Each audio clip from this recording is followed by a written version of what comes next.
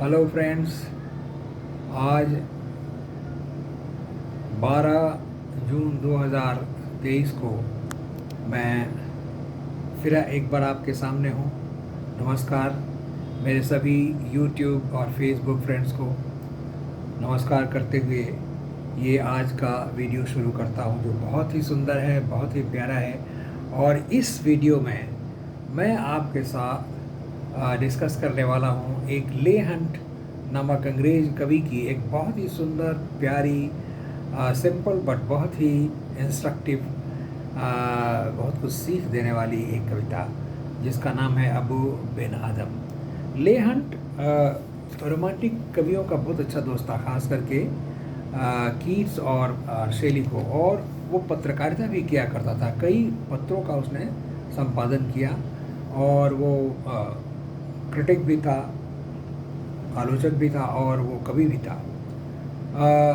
काफ़ी संघर्षपूर्ण रहा उसका जीवन और वो रोमांटिक कवियों का भी दोस्त था, जो 19वीं सेंचुरी के फर्स्ट हाफ में लिख रहे थे।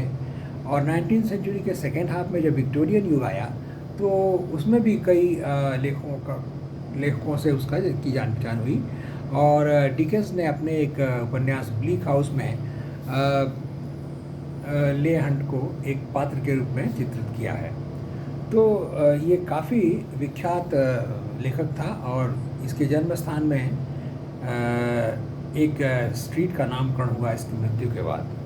तो ले हंट की ये जो कविता है, इसका थीम ये है कि the service of mankind is service to God. आज मानवता की सेवा ही ईश्वर की सच्ची सेवा है, क्योंकि सभी जो इंसान हैं धरती के, वो ईश्वर ने उनको बड़े प्यार से बनाया है और वो दुनिया की सबसे उत्कृष्ट कृति है, भगवान की सबसे बढ़िया कृति है, सबसे बढ़िया सृजन है, सृष्टि है इंसान। हजारों हजारों तरह के जीव हैं, लेकिन इंसान ईश्वर की सबसे सुंदर सृष्टि है। तो service to mankind is service to God. बहुत संभव है कि ले हंट ने ये जो कविता प्रेरित होकर के लिखी थी किसी इस्लामिक सूफ़ी अबू बिन आदम, जैसा कि शीर्षक इस कविता का बताता है कि वो एक सूफ़ी संत रहा होगा जिसके बारे में ये मिथक था, जिसके बारे में उसने पढ़ा था ले हंट ने, और ये कविता उसी के बारे में है। एक बार अबू बिन आदम, चूँकि वो बहुत ही पायस, बहुत ही धार्मिक प्रवृत्ति का था, क्योंकि वो संत था, सूफ़ी संत था, तो अपने कमरे में सोया हुआ था। रात का समय था और बहुत पीसफुली सोया हुआ था, क्योंकि वो गरीब था, फ़कीर था। तो गरीब के पास कुछ खोने को नहीं होता, तो पीसफुली सोता है। उसको खजाना की चिंता नहीं रहती, खजाने की, पैसे की, धन दौलत की।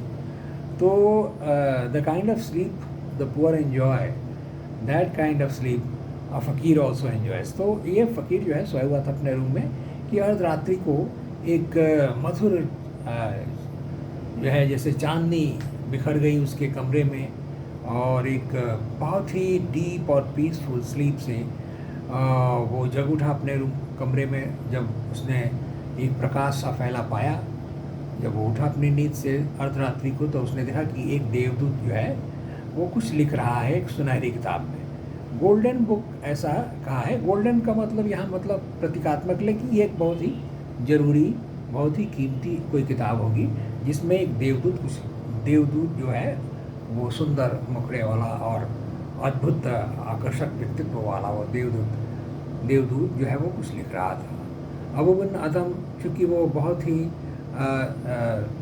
सुंदर मन का और बहुत ही निष्कलंक जीवन जीने वाला एक संत था, सूफी संत था, तो उसमें हिम्मत थी और उसने बड़े ही इनोसेंटली एक बच्चे की तरह पूछा कि अय देवदूत, तुम इस सुनहरी किताब में क्या लिख रहे हो?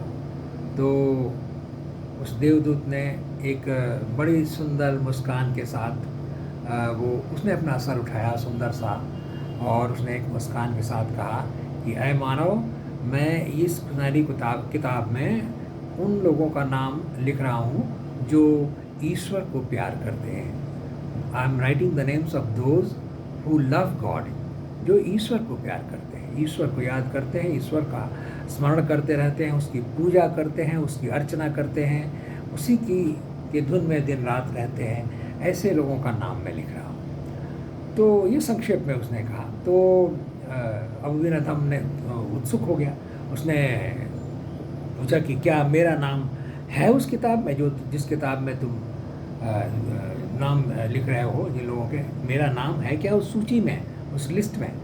तो उस देवदूत ने कहा नहीं, तुम्हारा नाम इस सूची में, इस लिस्ट में नहीं है।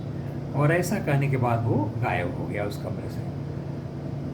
ऑब्वियसली अबूबिनअदम निराश हुआ, क्योंकि वो बहुत ही सच्चरित्र, बहुत ही सच्चा प्यारा इंसान था, और भक्ति, ईश्वर प्रेम उसके रग रग में बसा हुआ था, मानवता प्रेम भी। तो हाँ, मैं भूल गया। तो उसके गायब होने के पहले जब उसने कहा कि तुम्हारा नाम नहीं है, तो उसने उसी क्षण कहा कि देखो मेरा नाम उसमें नहीं है, तो मेरा नाम उस लिस्ट में लिख लो, उन लोगों के साथ मेरा नाम जोड़ दो जो कि अपने आसपास के लोगों को प्यार करते हैं। You please write the name, my name among those people who love their brothers, who love their fellow human beings, जो मानवता को प्यार करते हैं, इंसान को प्यार करते हैं, उनमें मेरा नाम लिख दो। तो उसने लिख दिया और वो गायब हो गया। तो उसके गायब होने के पहले उसने अबूबिनअदम का नाम लिखा था। उन लोगों की सूची में एक नई सूची बनाई उसने, जिसमें वो लिखा कि जो लोग अपने फेलो ह्यूमन बीइंग्स को, इंसान को प्यार करते हैं, उनमें अबूबिनअदम का नाम लिख दिया गया। दूसरी रात को फिर ऐसी घटना हुई कि दूसरा विजिट हुआ उस देवदूत का, और इस बार बहुत ही प्रकाश था, बहुत ही प्रकाश फैला हुआ था। और ये प्रतीक है संभवतः, कवि ले हंट कहना चाहता है कि मानो जो है उसको एनलाइटनमेंट मिल गया, सूफी संत को जो है एक उसकी आंखें खुल गई मन की, उसकी अंतरात्मा में प्रकाश फैल गया, और मानो चारों तरफ का वातावरण जो है वो एनलाइटनमेंट से भर गया। इस बार वो फिर किताब में कुछ लिख रहा था। तो अबूबिनअदम ने कहा कि भाई इस बार क्या लिख रहे हो, और क्या है तुम्हारी किताब में? तो उस देवदूत ने कहा कि ये वो किताब है जिसमें नाम लिखा है उन लोगों का जिनको ईश्वर ने आशीर्वाद दिया है।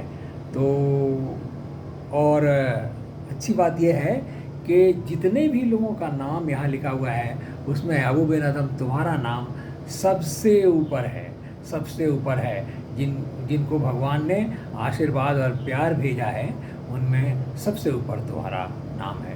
तो इस कविता में एक शिक्षा मिलती है कि जो लोग धर्म को एक रिचुअल बना देते हैं, ऐसे करते हैं जैसे कि मानो ईश्वर जो है एक हमेशा फ्लैटरी चाहता है, हमेशा चाहता है कि लोग खुशामद करते रहें और उनका नाम जपते रहो। मानो वो ईर्ष्यालु एक बहुत ही बूढ़ा सा, बहुत ही जेलस सा एक जीव है, जिसे अगर तुमने थोड़ी भी चूक कर दी तो तुम्हें पनिशमेंट देगा, तुमने अगर प्रार्थना में थोड़ी दी कमी कर दी तो वो तुम्हें दंड देगा।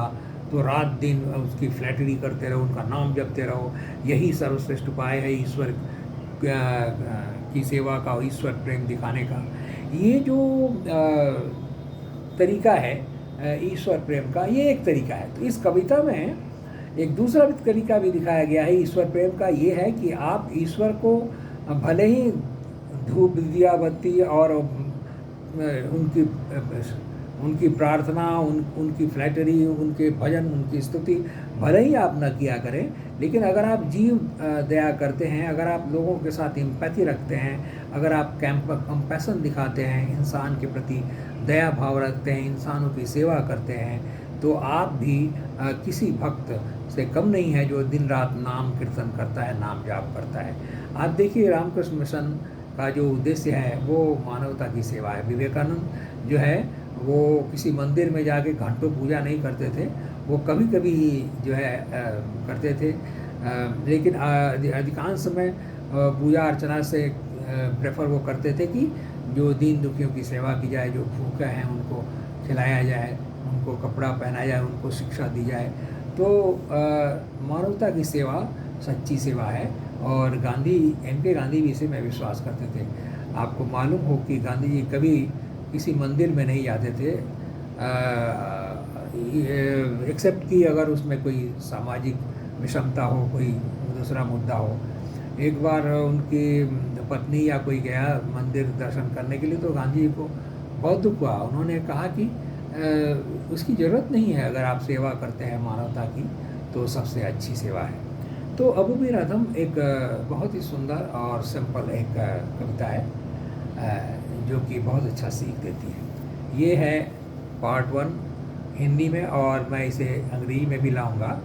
और कृपया मेरा यूट्यूब चैनल देखें, PROF प्रॉफ नृपेंद्र नारायण सिंह, ऐसा करके मेरा इस नाम से प्रॉफ नृपेंद्र नारायण सिंह नाम से एक मेरा एक यूट्यूब चैनल है।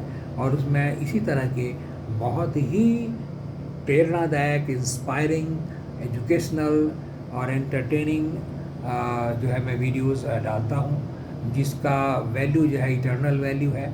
और वो सामयिक चीज़ों पे नहीं है कि आप जो है आज देखें और कल उसकी उपयोगिता ख़त्म हो गई।